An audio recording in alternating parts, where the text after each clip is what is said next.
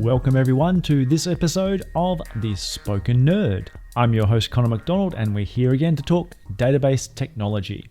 Now if I sound a little breathless today, it's not my attempt to do anything romantic or sensual with this podcast. I've just finished playing volleyball with my son. He dragged me into a father and son competition, and whilst I used to have some volleyball skills a few decades ago, now that I'm older, fatter, slower, and my knees are more brittle, I'm still recovering from that, even though it was a couple of hours ago. So apologies in advance for a little bit of heavy breathing from time to time.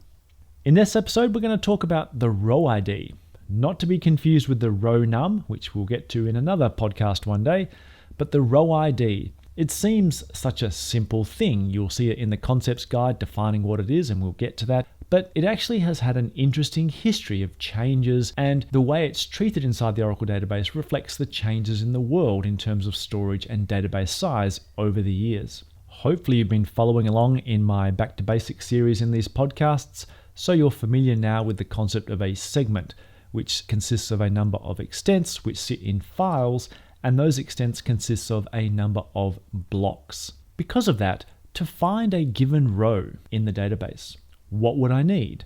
I would need to know exactly what file it sits in. So now we're entering into the physical world. We don't necessarily need to know what table a row is in to actually locate its spot out on storage. The first thing we need to know is the file it is in. The next thing we need to know is the block number. We don't really even need to know what extent a block or row is in, because as long as I have the block number, namely the distance from the start of the file in blocks that this block can be found, that's going to be good enough. Since in most databases the Oracle block size is 8K, as long as we know which 8K in a given file our row is, that's going to be good enough. Of course, what happens when we get to that block? A block can contain many rows. The block internals is perhaps for another podcast session. I'm not entirely sure how we're going to do a podcast on block internals, given that we won't have anything visual. But for the sake of today's discussion, let's just assume a block is very similar to a jar of candy or a jar of sweets. It starts off empty and you simply fill it from the bottom. The first sweet or candy goes in and the next one sits on top of that, etc. Rows in a block are very similar. You effectively fill a block from its logical bottom, its empty state, and each row, somewhat like a game of Tetris, just lands on top of the end of the previous row, slowly filling the block. Thus, to know where a row is inside a block, you need to know effectively whereabouts in that 8K it is. And inside every block is a thing called the row directory. That row directory simply nominates the starting position for each row. Row number 1 might start at byte number 10. Row number 2 might then start at byte number 120, and so forth. Thus, I need these three things to find any particular row inside my database. I need to know the file it's in, I need to know the block within that file, and once I've located that block, I need to know which row it is inside that block, and as long as I know the row number, this might be row 17, I'll be able to use the row directory inside that block to find exactly where it sits. So keep that in mind: file number, block number, row number. That's how we find a row inside the database. I should stress, this is not to say that every single row inside the database has that row ID stored alongside it. The row ID is not something we store, it is simply a lookup or an address to where that row is. Think about it in this way. Let's look at something like latitude and longitude. If I jump in a boat, head off from the coast of Perth and head out to 32 south, 116 east, that happens to be just in the middle of the water on my way to Rottnest Island, a small island off the coast of Perth. If I take my boat out there, I'll just be looking at plain water. There won't be a plaque stuck in the ocean bed saying, oh, by the way, welcome to 32 south, 116 east. A row ID is the same.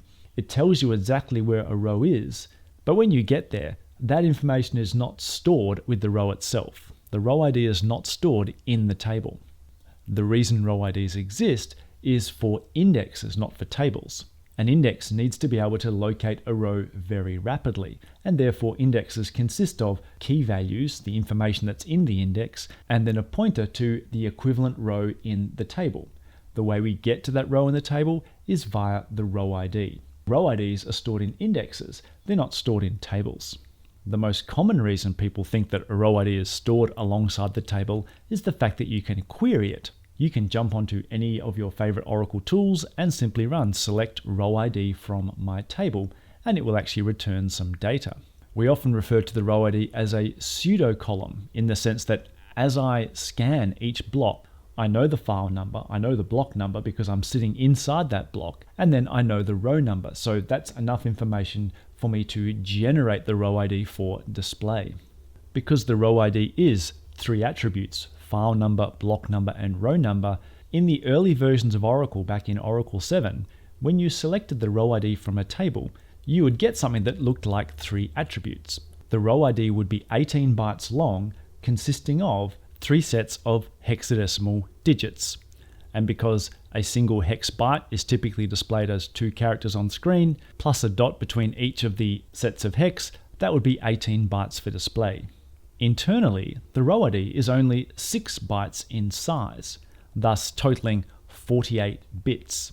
Given that the row ID is stored on every single index entry, it was naturally in Oracle's interests to keep the row ID down to the smallest size practicable.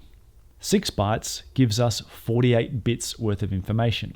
And for the row ID back in Oracle 7 and before, you would have 10 of those 48 bits to represent the file. 10 bits gives you 1024 files in total.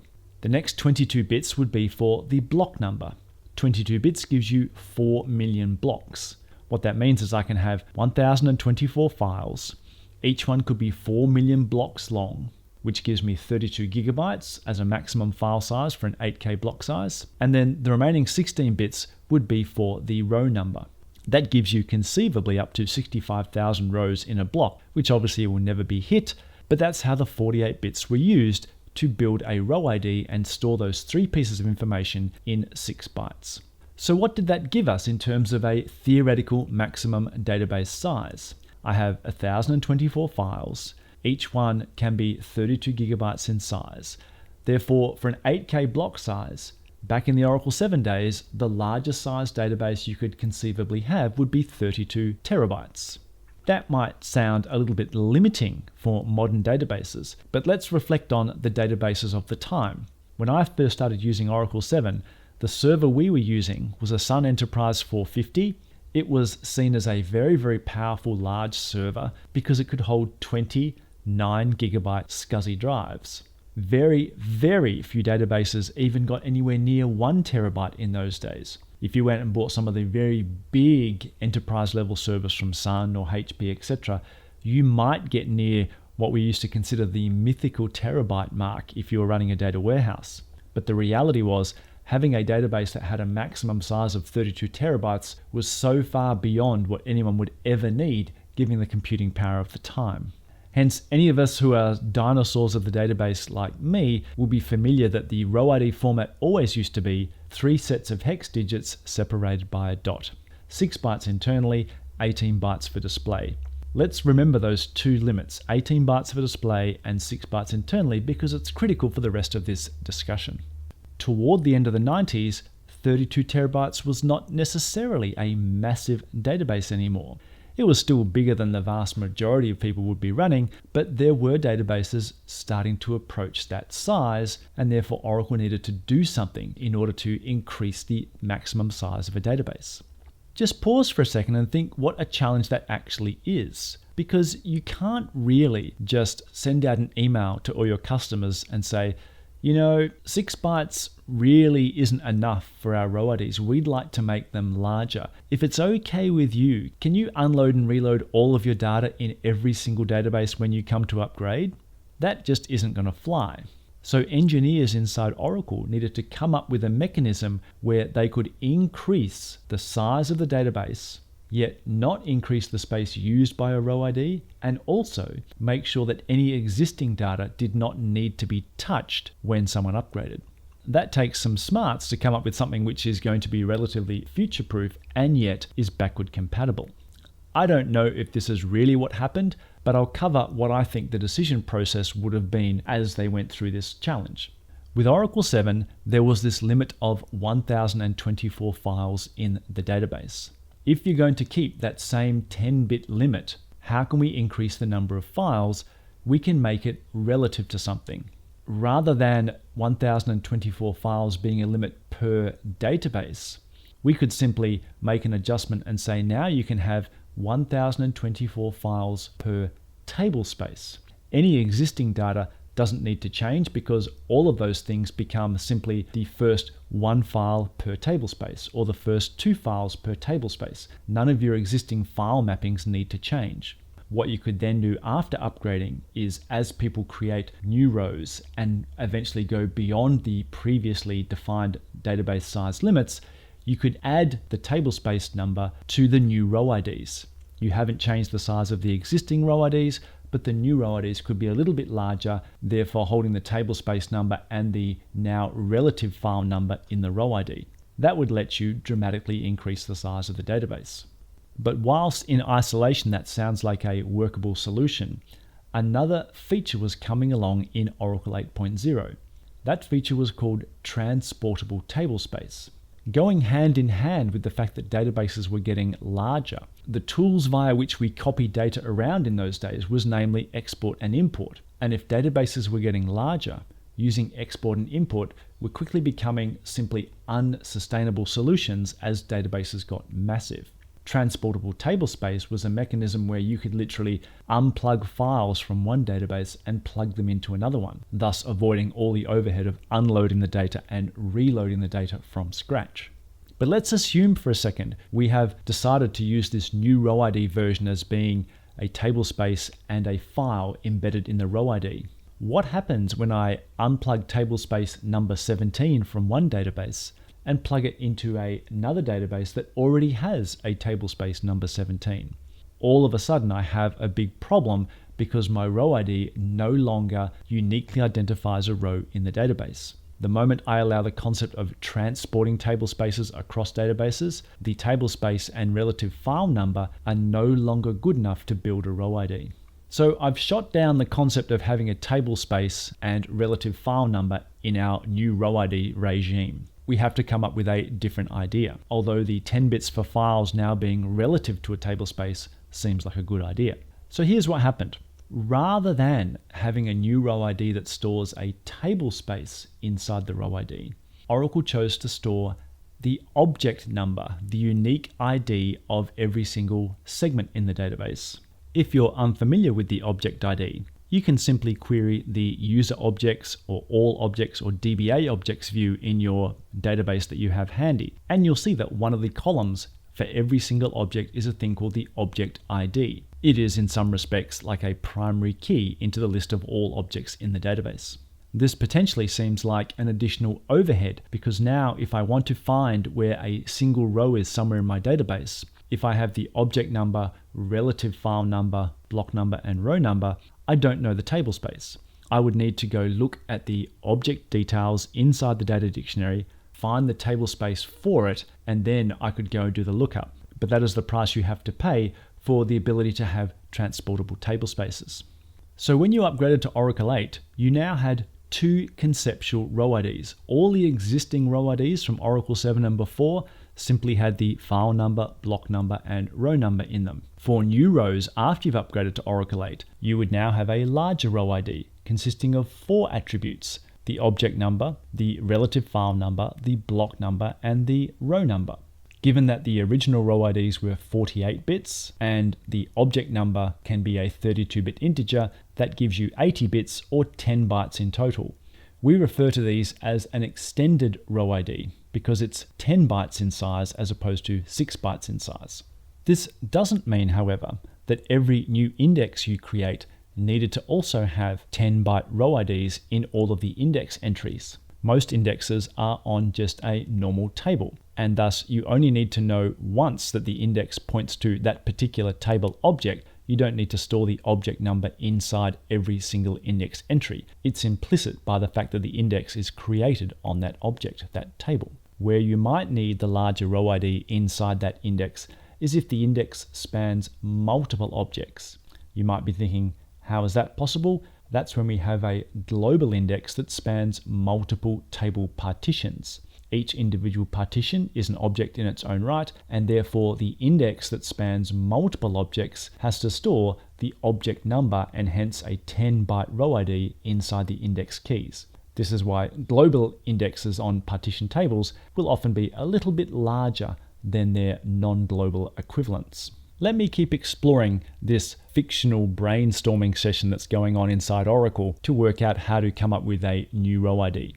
We originally thought about putting the table space in the row ID and abandoned that because of transportable table spaces. We've now come up with a working solution which involves adding the object number to the row ID, which so far looks very promising. But consider the following scenario. I have a table. I've loaded it up with lots and lots of data, which means I have lots of row IDs that identify every single row in that table. They consist of an object number, a file number, a block number, and a row number. I then truncate that table.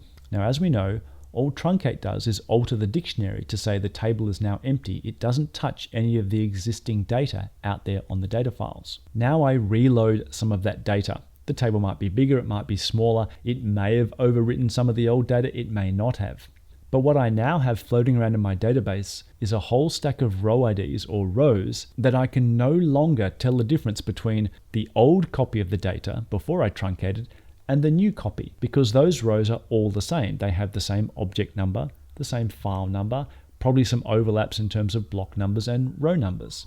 I'm running a risk of a data corruption by finding information out in my data files that is no longer relevant. To overcome this, we need to improve upon our concept of the object ID. And if you look at the various database dictionary views, user objects, all objects, etc., you'll notice there are two object ID columns. One is called object ID. This is the object ID that is assigned when you first create the object. And there is a second column called the data object ID. Typically, they are one and the same because you create an object and you put data in it and nothing dramatic has changed. But when you do something like truncate the table, what you are doing is retaining the original object ID, but because you have thrown away your data, you are now given a brand new data object ID. This is how we can tell that data out on the files now belongs to this new version, for lack of a better term, of your data, as opposed to the old version of the data. What does this mean when it comes to our row ID? It has to be the data object ID, not the object ID that goes in our row ID, because that's how we can guarantee that we will always correctly locate a row out on the file system. So while I've been saying our row ID consists of an object number, file number, block number, and row number, to be precise, it is the data object ID that goes into our row ID.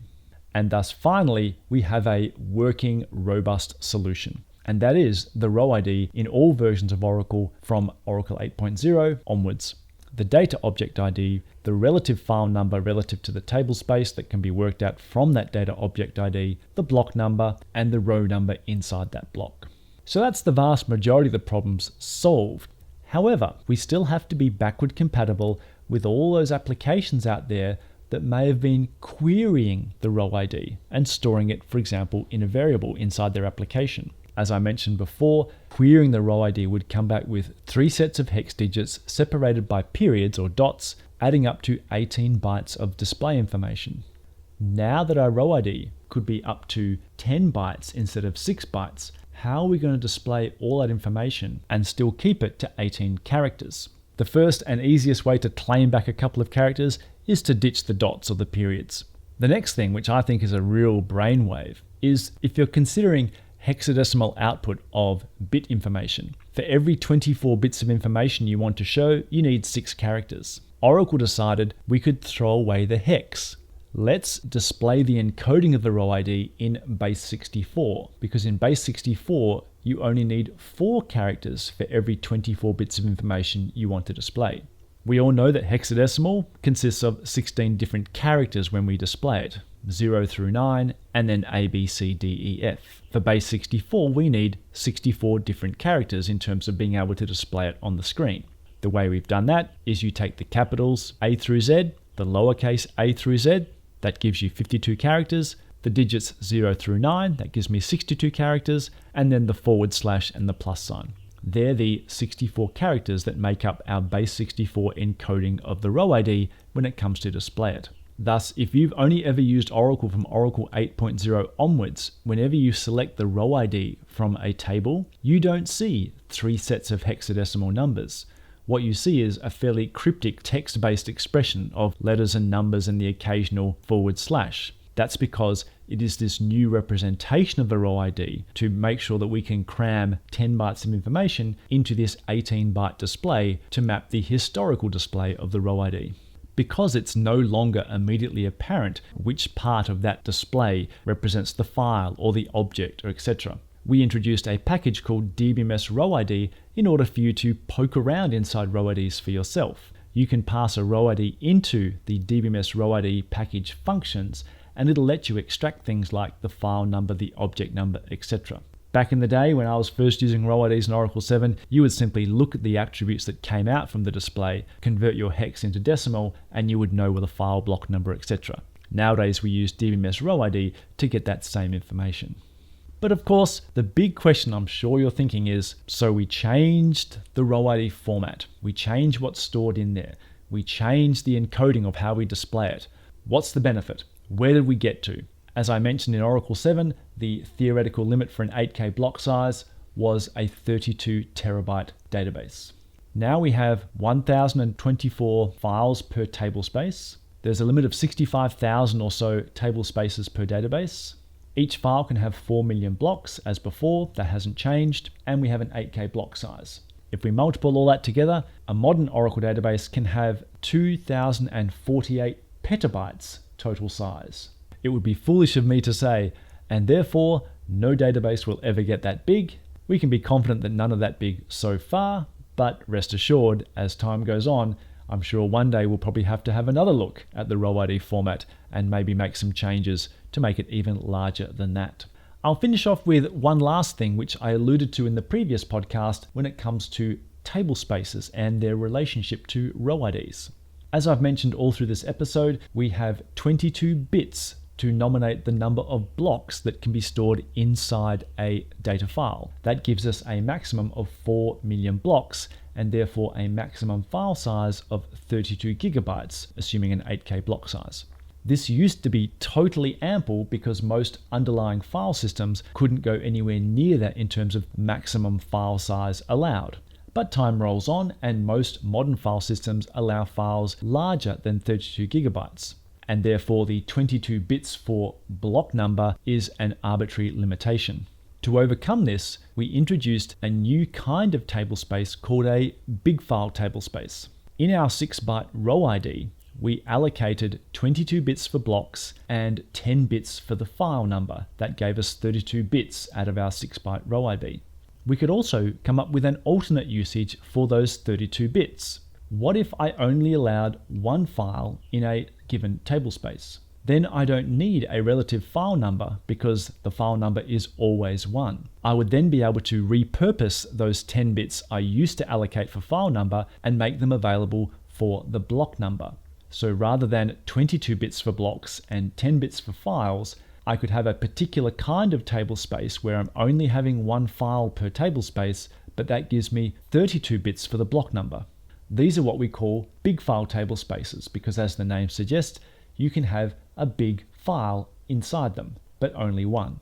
32 bits for the blocks means I can have 4 billion blocks as opposed to 4 million blocks, giving me a maximum file size of 32 terabytes as opposed to 32 gigabytes. In terms of completing our naming conventions, existing table spaces that can have multiple data files we now call small file table spaces, and they are the default for backward compatibility reasons, but you can also create these things now called big file table spaces.